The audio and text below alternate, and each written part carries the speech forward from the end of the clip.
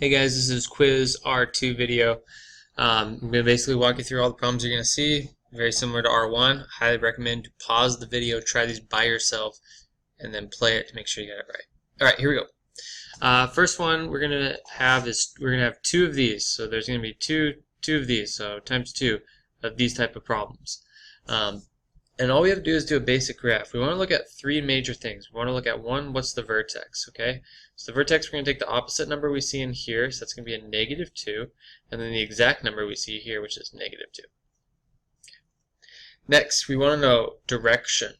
Okay, which direction is this going? Well, we look right here to the front, and we have a negative sign, so that means I'm going to be going down. Okay.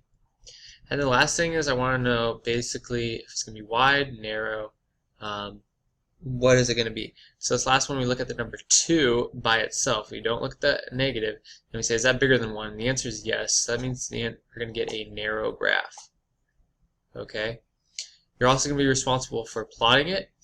Make sure you go x first. So that's -2, down 2 on the y. Here's my graph. It's going down, and it's narrow. Okay, so make it distinctly narrow.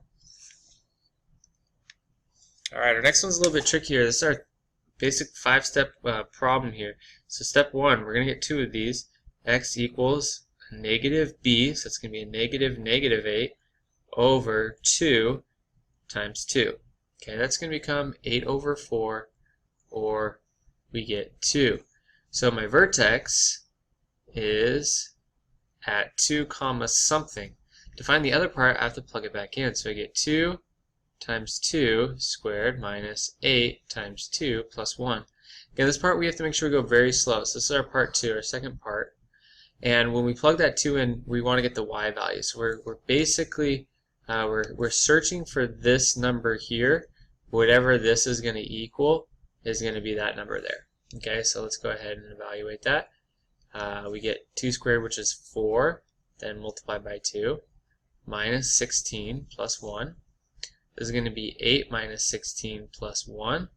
And so my eventual answer is, okay, do 8 minus 16 is -8 plus 1, -7.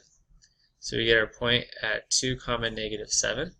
So next we want to go ahead and take a look at our graph. What we're going to be looking at, we get 1, 2, 1, 2, 3, 4, 5, 6, 7. Here's my point. Now I want to basically pick 2 additional points. So this is step 3. I'm going to pick x equals 1, and I'm going to pick x equals 0. I think these two are easy problems to do. So I'm going to get a 1 value, and I'm going to get a 0 value, and I'm trying to find the y value that associates with it. So we're going to plug it in. 2 times 1 squared minus 8 times 1 plus 1. Over here I'm going to get 2 times 0 squared minus 8 times 0 plus 1. Okay, well the zeros are going to go away. I'm just going to be left with 1. Over here we're going to get 1 squared, which is 1. 1 times 2 is 2. Minus 8 times 1 is 8. Plus 1. And when we get that, we're going to get -5. Okay, so I just plug those 2 points in. At 1, I'm going to get -5.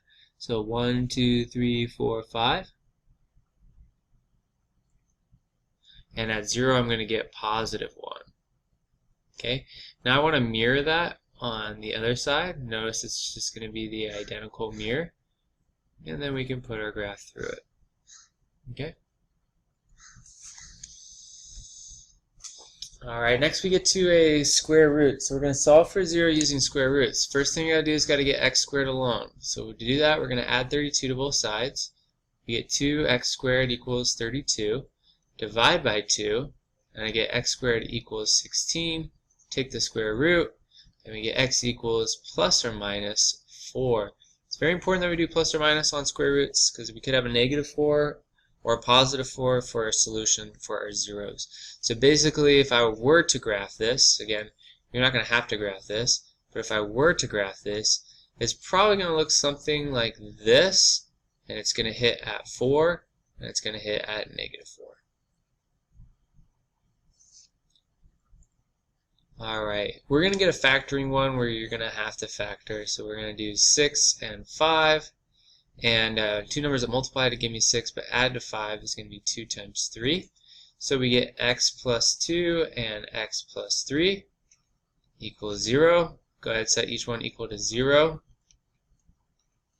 And we just solve. And basically, we're going to subtract 2 from both sides. We get x equals -2. And subtract 3, x equals -3. So that's how we solve that one. Factor and set them equal to 0. If it's a number in front, we're going to have to do our factor by grouping. Alright, this last one I didn't do a really great job of drawing beforehand. Let's see if I can move it down a little bit, try and get it all in there. There we go. So I wanted to kind of match these up. So let's go ahead and try and do that now. So I want to axis of symmetry at x equals 4. Okay, so x equals 4 is going to be right here. Doesn't have an axis of symmetry. Doesn't have axis. Doesn't. This is at 3, so it's close. This one's going to be the winner. So this right here is A. Okay, graph downward. Okay, well this one's graph downward, so that's B. This one's also graph downward, B. Okay, so I'm not saying they all match up with everything.